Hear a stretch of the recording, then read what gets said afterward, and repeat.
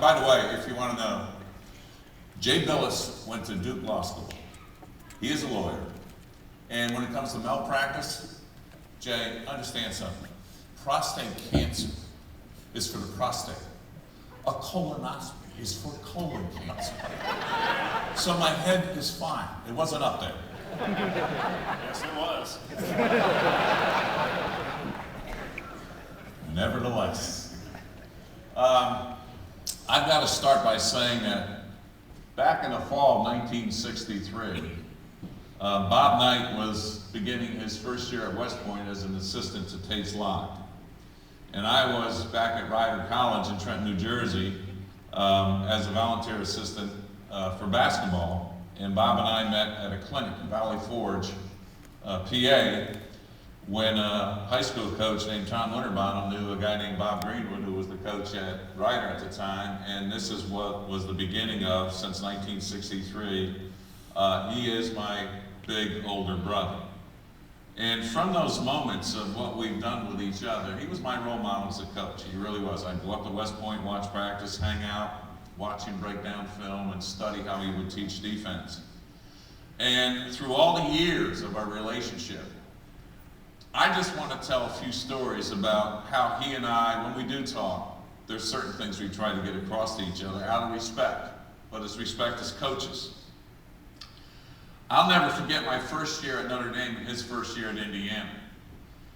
I lose the game 94-29. My friends in New York thought that 29 was 92. I said, yeah, it was a buzzer shot. But what always disturbed me was that was a dedication game for Assembly Hall, Notre Dame in Indiana. So when he wins on January 1st, 07, I believe, 880, after knocking off Dean Smith's 879, I called him up that night and I said, listen, you didn't say one thing at that press conference, because if I didn't throw that game back in December of 71, you wouldn't be at 880 tonight. That's the first story. The second story is how we as coaches usually can say certain things behind the scenes to each other, sort of like suggestions. So he's at Texas Tech. They get an NCAA bid. They are so excited and love it. So I call up the house. Karen answers one phone, and Bob answers the same phone at some another part of the property. I said, well, obviously this is not a romantic night. She hangs up. I said, what are you doing? He says, I'm shooting rabbits. What? Yeah, I'm driving around my truck, I got the window down, those suckers know when I'm going to cock the trigger, they run away when they see the lights. I said, wait. Why are you shooting around? Because they're eating Karen's vegetables and plants. I said, you just got an NCAA bid, you should be. He says, I got to kill the rabbits. I said, you're going to do fine, I like your bracket. We can't play defense, our guards are horrible, they can't guard this, they can't do that. The guards happen to be Jackson and Ross. And all I had to say to him was that guards, scoring guards, can get to the Sweet 16.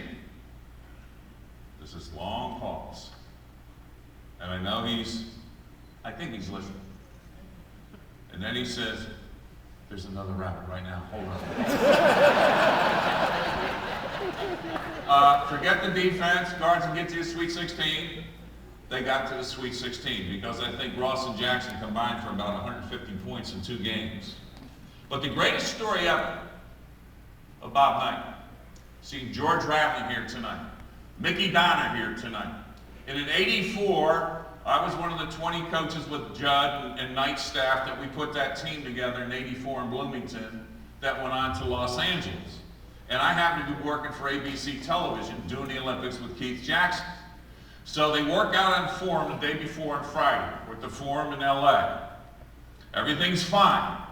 I ride on the team bus down to, on the way we're stopping at Long Beach for a fundraiser fund. So I think J.C. Penney threw a dinner for the men's team and women's team.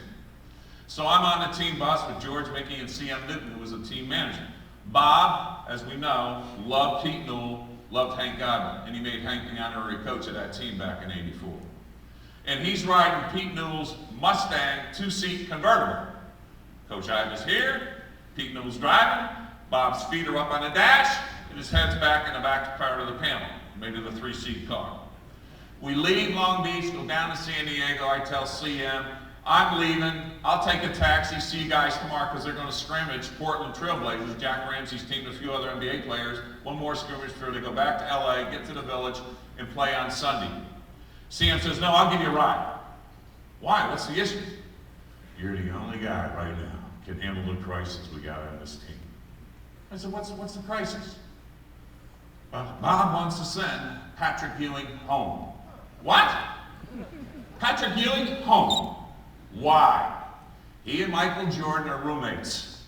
They were wrestling, and Ewing has hurt his neck. It's a stiff neck. Nike's sending him home. You're the only guy that can resolve this situation at this point.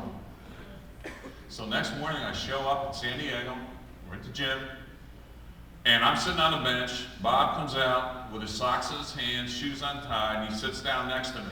And he's just cursing Ewing, who's working, and there was like 6 baskets, and he's working on a side basket with one of the coaches, and he's cussing him out. He doesn't know how to work. He's horrible. He stinks. I'm just sitting there going, yeah, Bob, but you need him.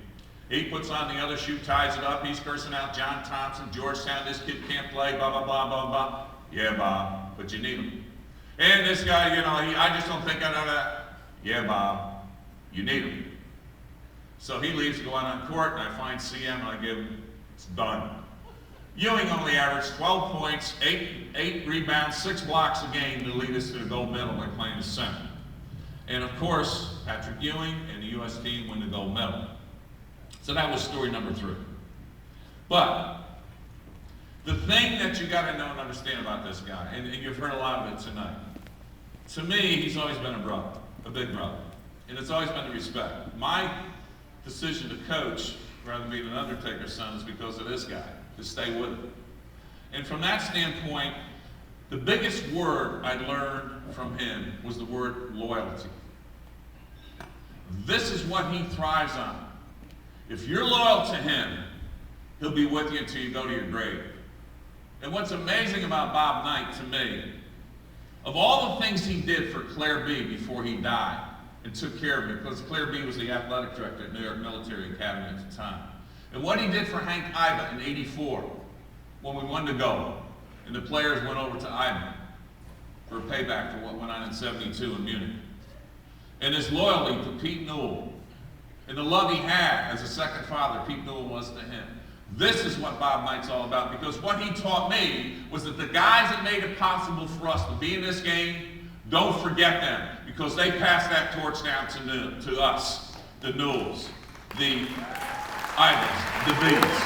And that's what a lot of young coaches don't know and understand today.